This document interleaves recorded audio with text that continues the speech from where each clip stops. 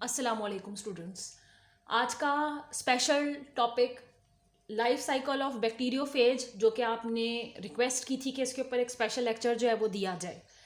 और बहुत ही important question है और बहुत बार मुख्तलिफ बोर्ड में इसको लॉन्ग क्वेश्चंस के तौर पर दिया जाता है। अब हमने हर स्टेप को समझना है ताकि हमें इसके स्टेप्स याद हो जाएं और इसकी डायग्राम की प्रैक्टिस करनी है, और उसके बाद हम इस सवाल को जब अच्छे तरीके से अंडरस्टैंड कर लेंगे तो हम इसको अपने अल्फाज में लिखने के काबिल बन जाएंगे, जो कि हमारा मकसद है। हमारा मकसद रट्टा नहीं है। आइए समझते हैं। सबसे पहले नाम देख लेते हैं, बैक्टीरियोफेज। फेज का वर्ड यूज होता है वायरसेस के लिए और बैक्टीरियो का वर्ड इस्तेमाल होता है बैक्टीरियम के लिए।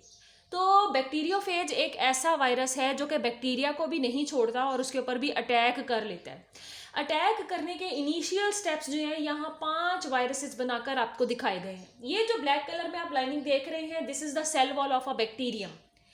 और बैक्टीरियम पे सेल वॉल से हमें पता चल रहा है कि किस तरह से आया एक वायरस और इसने बैक्टीरिया की जो सेल वॉल, क्योंकि सबसे बाहर की कवरिंग होती है, उसके ऊपर लैंड किया। इसे हम कहेंगे लैंडिंग। उसके बाद बैक्टीरियम की सेल वॉल पर स्पेसिफिक प्रोटीन्स होती हैं जिन्हें रिसेप्टर्स कहते हैं। रिसेप्टर्स के साथ कोई भी चीज आकर बाइंड कर सकती है, जैसे कि सेल वॉल पर इस वक्त मैंने रेड कलर में रिसेप्टर्स दिखाए हैं।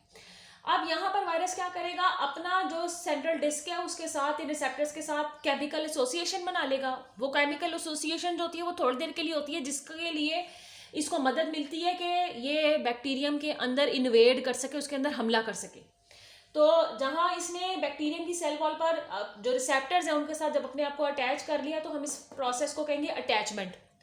अब ये क्या करेगा, अब जब एक दफा इसके साथ अटैचमेंट हो गई, अब ये अपनी टेल को सुकेड़ने की कोशिश करेगा। जो टेल है और जो इसका हेड है, हेड ब्लू कलर में आप देख रहे हैं, टेल ग्रीन कलर में देख रहे हैं, ये सारी प्रोटीन की मिलकर बनी होती है। रेड कलर में इसका डीएनए आप देख रहे हैं अंदर।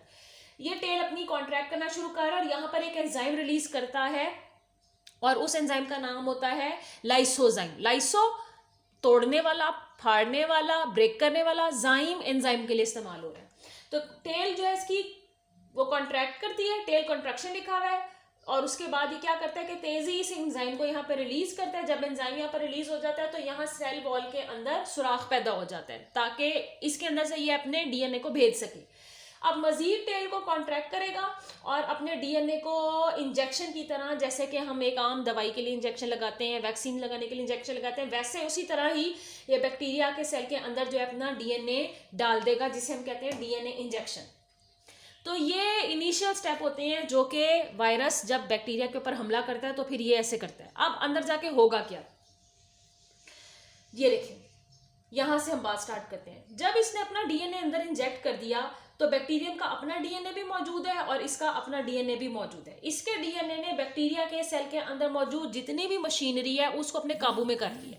जब ये उसको अपने काबू में कर लेता है तो ये अपनी मर्जी की प्रोटीन्स बनाता है। अब ये क्या करता है कि ये बैक्टीरिया का सेल तो जो है वो डिवाइड कर रहा है, उसमें जो डिवीजन के लिए तैयारी हो रही है, यानी रेप्लिकेशन, जिसमें डीएनए की कॉपियां तैयार होती हैं, वो प्रोसेस जो है वो स्टार्ट हो गया।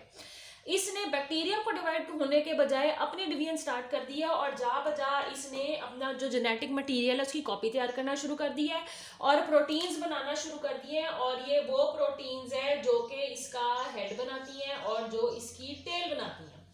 अब ये सारी आप देख सकते हैं कि इसकी स्ट्रक्चर की सिंथेसिस हो रही है। फिर क्या होता है, असेंबलेज। असेंबलेज में क्या होता है कि डीएनए जो है वो जनाब उसके हेड रीजन में चला जाएगा, प्रॉपर टेल अटैच्ड हो जाएगी और पूरे का पूरा नया वायरस तैयार हो जाएगा। ये देखें, सारा असेंबल होकर तैयार हो गया वायरस। अब क्या करेगा, जब इसका यहाँ तक सारी तैयारी इसकी मुकम्मल हो गई है, अब इसे बैक्टीरिया की जरूरत नहीं है। ये जो है एंजाइम्स और केमिकल्स रिलीज करेगा, बैक्टीरिया के सेल की लाइसिंग कर देगा, उसको फाड़ देगा, उसको बर्स्ट कर देगा और खुद उसमें से रिलीज हो जाएगा। यहाँ पर बैक्टीरियम सेल क्योंकि फट गया है, उसकी लाइसिंग हो गई है, उसकी इंटरनल मशीनरी सारी इसने इस्तेमाल कर ली हुई है, तो बैक्टीरियम सेल की यहाँ पे डेथ हो जाएगी, खत्म हो जाएगा और वायरस जो है वो इसमें से रिलीज हो जाएगा ताकि मैं किसी और सेल को इन्फेक्शन फैला सकूं। तो ये सारा साइकिल कहलाता है लिटिक साइकिल। लिटिक साइकिल क्यों, लिटिक का वर्ड निकला लाइसिस से। लाइसिस का मतलब फाड़ना, ब्रेक डाउन करना। क्योंकि इस वायरस ने बैक्टीरियम को फाड़ दिया इसलिए इसको कहते हैं लिटिक साइकिल। अब हम बात करते हैं इस साइकिल के दूसरे हिस्से की। अगर वायरस बैक्टीरिया की जो लाइसिस है वो नहीं करता तो वो एक और तरीके से भी काम सर अंजाम देता है। कैसे, ये देखिए इसी स्टेप पर हम वापस आ रहे हैं जहां इसने अपना डीएनए अंदर इंजेक्ट किया। ये क्या करता है कि जब अपना डीएनए अंदर इंजेक्ट कर देता है तो अपने डीएनए को बैक्टीरिया के डीएनए के साथ फ्यूज कर देता है। नीले रंग में आप बैक्टीरिया का डीएनए देख रहे हैं, हरे रंग में जो पीस है वो आप वायरस के डीएनए को देख रहे हैं।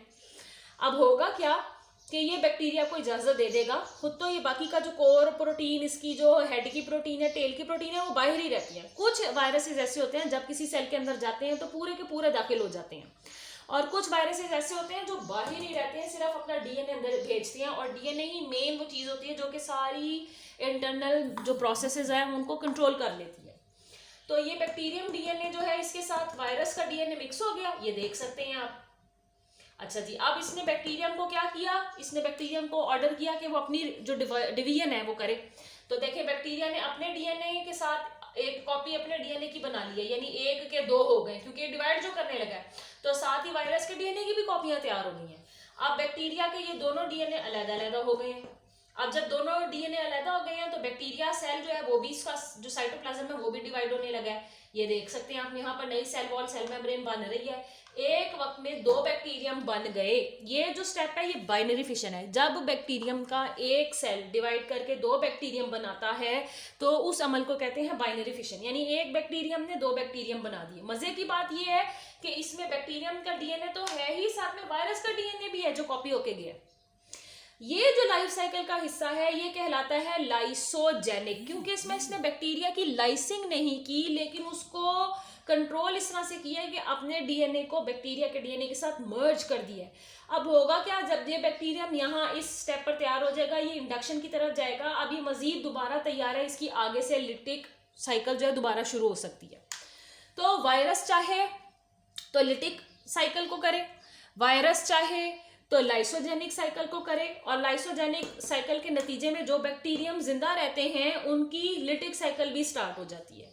और इस तरह से बैक्टीरियोफेज बड़े ही बेहतरीन तरीके से बैक्टीरियम सेल को इस्तेमाल करता है और अपनी रिप्रोडक्शन जो है वो करता है। इसके साथ आपका लेक्चर ख़त्म होता है।